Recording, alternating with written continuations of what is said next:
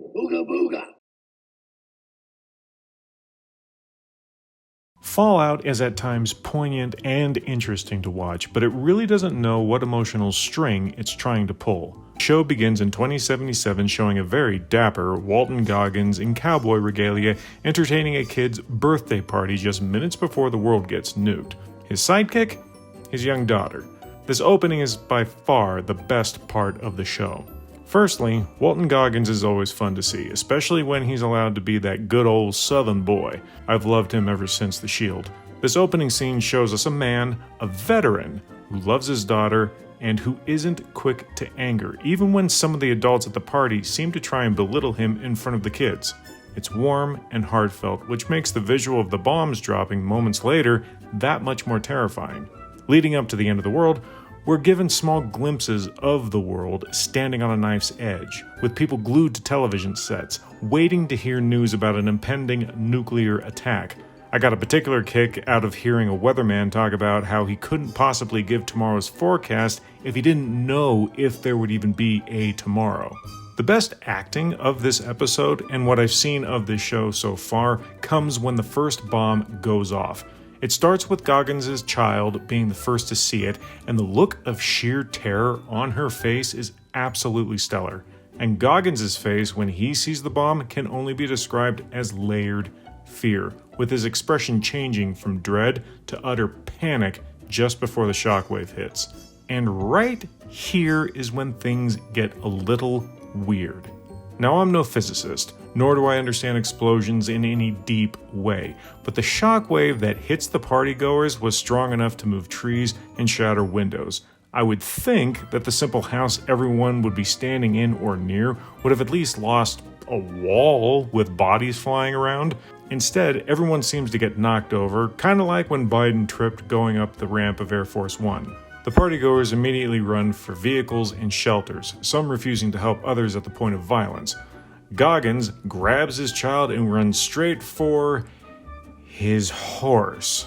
Now, for the folks who aren't in the know, people don't generally ride their horses to shows, especially if the show is in the hills of California. Usually there's a trailer involved with a pickup truck or a Suburban used for hauling. There's none of that around here. Also, Goggins takes off into the direction of the explosion rather than hightailing it in the opposite direction. True, Goggins did say earlier that it doesn't do much good to run away from an explosion bigger than your thumb, but I know I sure as hell would still run the other way. Swim away, swim away! Is the party over? Thus ends the opening of the show. We then meet Lucy of Vault 33, and Lucy is good at just about everything. She's being interviewed to submit for a marriage license thing? Apparently, if you aren't able to wed someone in your own community, you can petition to marry someone from another vault. And although she's shown as being pretty good at all things, she doesn't ever feel like a girl boss. It just seems like it's a fact that she's competent. So kudos to the writing team for not making a Mary Sue. Her arranged marriage goes through, culminating in her consummating her marriage with the random guy from Vault 32. Unfortunately, he's a raider from above who has infiltrated the Vault Society with the sole purpose of kidnapping Lucy's dad. Why? No idea. He's a scientist of some kind, that's all we know. Again, things get weird. When we're introduced to the soon-to-be husband and the rest of the dwellers from Vault 31, they are distinctly different from everyone else. Specifically, they're tatted up and some of them have dreads in their hair. They also seem to lack table manners and social cues. Now please, don't say anything about being judgmental. These folks were designed by the creators of this show to look like bad guys. And go figure, they were. After Lucy loses her virginity, she hears screams from outside. She also notices that her husband is super thirsty, guzzling down a small pitcher of water. This prompts her to quickly put on her iconic Pip-Boy, which shows that hubby has been in contact with radiation. In other words, he's from topside. Lucy then whispers the word, Raiders. This is where the weird stuff continues. Lucy and presumably the rest of the Vault dwellers are aware that vaults have been raided before. One would think this would lead to a certain amount of paranoia when dealing with other vaults, Perhaps have armed gunmen at the welcome ceremony? Maybe you have people search the folks from 31 to see if they have any distinguishing characteristics not common among people who have been isolated from the world for over 200 years? In other words, this surprise attack should never have succeeded, but it does. Lucy is narrowly able to get away from her now ex-husband. Again, while the fight scene between the two wasn't amazing, Lucy never seemed like she had the upper hand. She was clearly fighting someone bigger and stronger than her. She only got away because of luck. Another kudos to the show. After an overtly violent scene with raiders killing vault dwellers and vault dwellers using their physical education to fight back, Lucy is again attacked by her ex-husband. This time she's saved by her father. The man takes a shovel to the raider before finishing the job by drowning him in what looks like a barrel of pickles. Another kudos for showing us a dad protecting his daughter. Unfortunately, the raiders leave with dear old dad, leaving the rest of Vault 33 to pick itself up from the wreckage. From here, we're introduced to Maximus, a would-be soldier being trained by the Brotherhood of Steel. They're apparently the military side of things trying to bring order back to the world.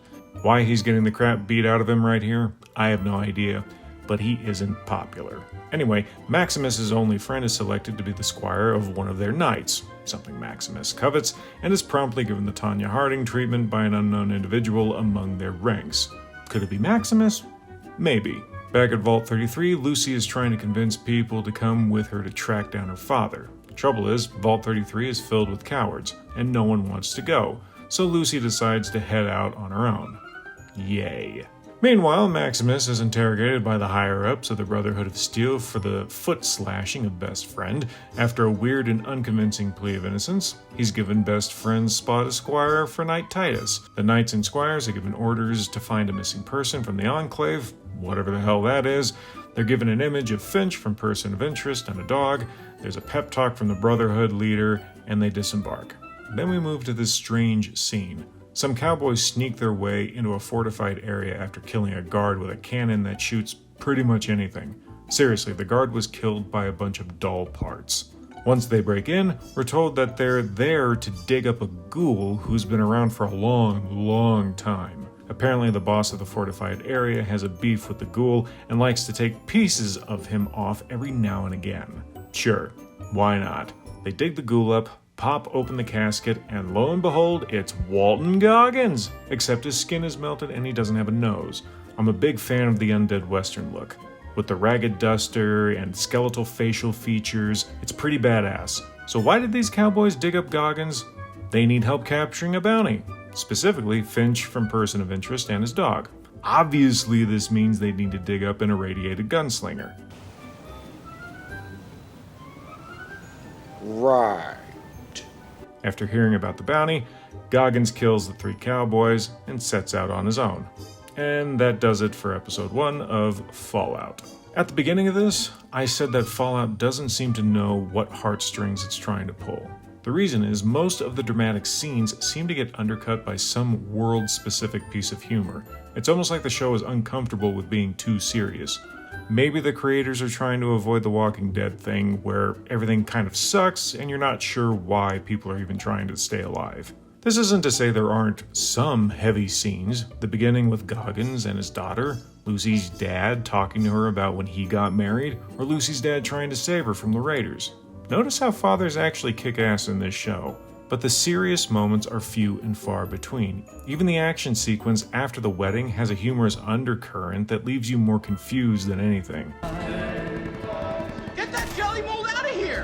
Hopefully this is something the showrunners were able to work out as the season continued. I will say, however, that I am looking forward to seeing how this story goes. And considering that a lot of film and television tends to lean towards sucking, Fallout is actually something of a welcome surprise. Thanks for watching. If you want more content, click on the video you see popping up on your screen right now.